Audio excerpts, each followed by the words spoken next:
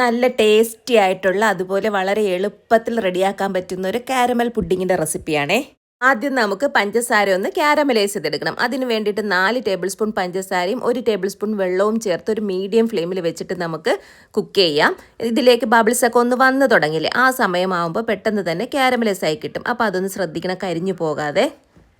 ആ ഒരു ചൂടോടുകൂടി തന്നെ നമ്മൾ ഏത് പാത്രത്തിലാണോ പുഡിങ് റെഡിയാക്കുന്നത് ആ പാത്രത്തിലേക്ക് ഒഴിച്ച് നല്ലതുപോലെ ഒന്ന് ചുറ്റിച്ചു കൊടുക്കണേ.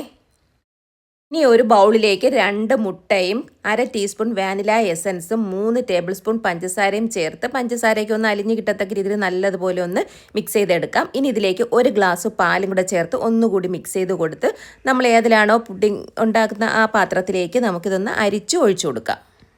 ഓയിൽ പേപ്പർ വെച്ച് നല്ലതുപോലെ ഒന്ന് കവർ ചെയ്ത് കൊടുത്ത് ഇനി ഒരു പാത്രത്തിലേക്ക് കുറച്ച് വെള്ളം ഒഴിച്ചു കൊടുത്ത് അതിലേക്കൊരു റിങ് ഇറക്കി വെച്ച് കൊടുക്കാം. ഇനി അതിൻ്റെ മുകളിൽ വെച്ച് കൊടുത്ത് അടച്ച് വെച്ച് മീഡിയം ടു ലോ ഫ്ലെയിമിൽ ഒരു 20 മിനിറ്റ് നമുക്കിതൊന്ന് വേവിക്കാം. ഇനി ഇതൊന്ന് ഓപ്പൺ ചെയ്തിട്ട് വെന്തോന്ന് നോക്കാം. കത്തിയോ സ്പൂണോ വെച്ചിട്ടൊന്ന് കുത്തി നോക്കുക. അപ്പോൾ അതിലൊന്നും ഒട്ടി പിടിക്കുന്നില്ലെങ്കിൽ വെന്ത് കിട്ടിയിട്ടുണ്ട്. അഥവാ വെന്ത് കിട്ടിയിട്ടില്ലെങ്കിൽ കുറച്ച് നേരം കൂടെ അടച്ചു വെച്ച് ഇതുപോലെ ഒന്ന് വേവിച്ചെടുത്താൽ മതി. ഇനി ഇതൊന്ന് ചൂടാറിയതിന് ശേഷം നമുക്ക് ഫ്രിഡ്ജിൽ വെച്ചിട്ട് നല്ലതുപോലെ തണുപ്പിച്ചിട്ടെടുക്കാം. എന്നിട്ട് നമുക്കൊരു കത്തിയോ ഒരു സ്പൂണോ വെച്ചിട്ട് ഈ സൈഡൊക്കെ ഒന്ന് വിടുവിച്ചിട്ട് നമുക്കൊരു പ്ലേറ്റിലേക്ക് മാറ്റാം. നല്ല സോഫ്റ്റ് ആൻഡ് ടേസ്റ്റി ആയിട്ടുള്ള പുഡിംഗ് ഇവിടെ റെഡി ആയിട്ടുണ്ട്. നിങ്ങൾ കാണുമ്പോൾ തന്നെ മനസ്സിലാവും നല്ല സോഫ്റ്റാണ്, അതുപോലെ കഴിക്കാനും നല്ല ടേസ്റ്റാണ്. അപ്പോൾ എല്ലാവരും ഒന്ന് ട്രൈ ചെയ്ത് നോക്കണം. ഇതിൻ്റെ ഡീറ്റെയിൽ വീഡിയോയുടെ ലിങ്ക് വേണമെങ്കിൽ ഞാനിവിടെ ഷെയർ ചെയ്തേക്കാമേ.